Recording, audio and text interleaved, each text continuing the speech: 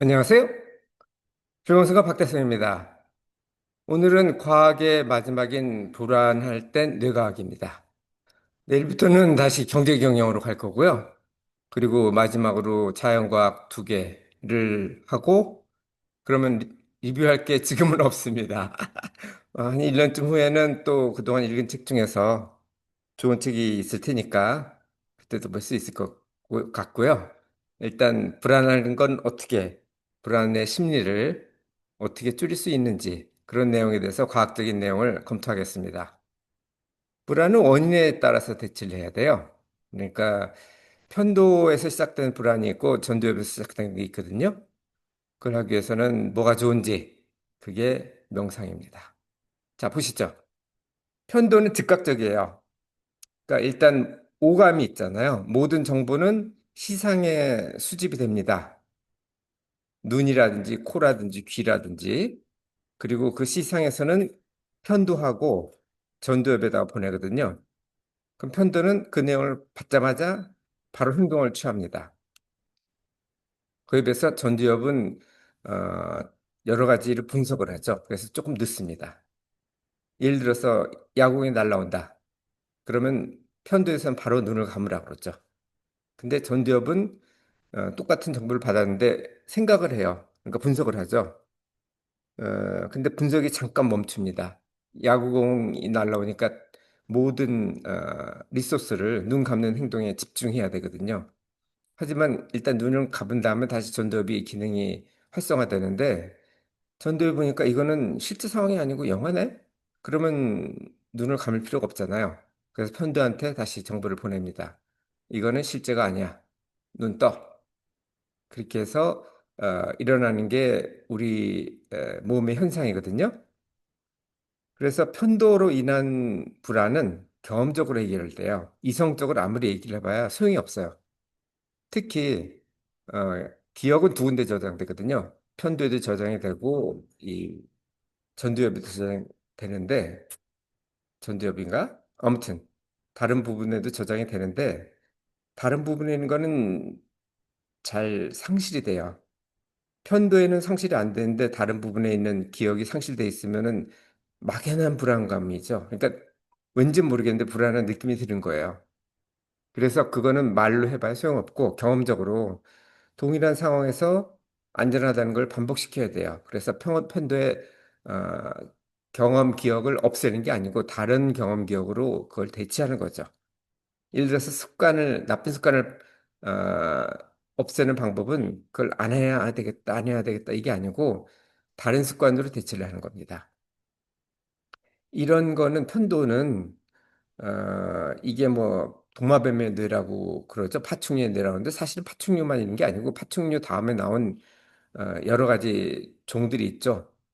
포유류에도 다 있습니다. 포유류에서도 인간도 다 있고 그 이유는 어떤 상황이 발생하면 도피나 공격을 즉시 결정을 해야 돼요.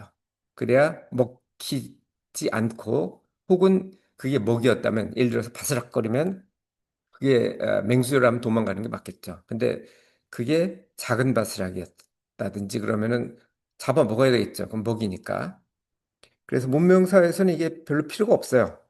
그 원시사회에서는 도피냐 공격이냐 빨리 결정하는 게 생존에 아주 중요했지만 원시사회가 아니죠. 지금 문명사회니까 뭐 예를 들어서 먹이라든지 맹수가 별로 없겠죠. 물론 동물원에서 도망 나온 맹수 있겠지만 어쨌든 나올 가능성 별로 없고 먹이도 대부분은 사죠. 잡는 게 아니고 사냥하는 사람이 어디 있어요, 요즘에. 뭐 가축을 키우거나 아니면 뭐 경작을 하거나 그렇지. 그래서 어, 이건 문명사에서는 편도의 기능이 너무 좀 줄여야 될 필요가 있어요. 그럼 전두엽은 어떻게 되느냐?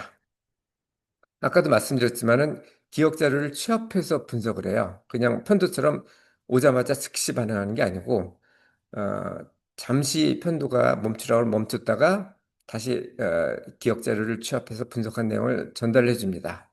그래서 편도에 잘 신경을 제어를 하죠. 자율신경은 교감신경과 부교감신경이 있다는 건 아실 거고 아까 맹수가 나타났다 그러면 도피해야 될 거 아니에요. 혹은 뭐 먹이가 나타나는 경우도 도피는 아니더라도 잡기 위해서 뛰어야 되겠죠. 어느 쪽이든 뛰어야 되니까 그런 경우에는 교감신경이 활성화됩니다. 그래서 근육에다가 산소를 많이 보내야 되기 때문에 심장이 두근두근두근 뛰고 혈압이 오르고 이런 게 발생합니다. 그래서 이 불안은 이것도 이성적으로 해결은 하는데 아까처럼 경험이 필요한 경우에 명상적으로 해결을 해야 돼요. 그래서 예를 들어서 내가 갓을 잠갔나? 이런 생각이 가끔 들 수가 있는데 이거는 피질에서 기인해요. 전두엽에서.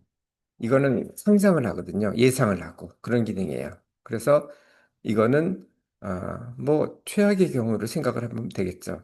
가스 잠겼어도 뭐 무슨 문제 있겠어? 뭐 요금 좀 많이 나오겠지. 뭐 최악의 경우는 뭐 불이 날 수도 있죠. 사실은 옆으로 퍼지면 어쨌든 최악의 경우를 생각하면 불안을 좀 줄일 수 있어요. 그거에 비해서 급브레이크 같은 경우는 편도에서 기인하는 거죠. 그래서 급브레이크에서도 별 문제 없다는 거를 자꾸 경험하게 해줘야 돼요. 아까 여기 보시면 전두엽이 기억과 사고, 두정엽이 촉각과 운동, 후두엽이 시각. 저희 어머니가 후두엽에서 뇌출혈이 발생해가지고 지금 앞을 못 보시죠? 측두엽, 청각과 후각. 그러니까 전두엽의 기억이 저장이 되네요. 제가 아까 제대로 말씀을 드렸습니다. 자, 그러면 명상을 어떻게 하느냐? 명상은 불안을 끌어안는 거예요. 그러니까 불안을 나가라 나가라 그런다고 해서 나가지가 않거든요. 그러니까 교감신경을 도와줘야 돼요. 심호흡을 하면 아까 말씀드렸지만 산소 공급이 많이 되죠. 그리고 대중연설 같은 경우도 이 불안할 수가 있거든요. 여기서 실수하면 안 돼, 안 돼, 안 돼. 그렇다고 해서 넌 실수 안 해, 안 해, 안 해. 이거보다는 그래? 그러면 뭐 연습을 좀 해보지 뭐. 그래서 자꾸 연습을 하면 익숙한 환경에 대해서 불안감이 떨어질 수가 있죠.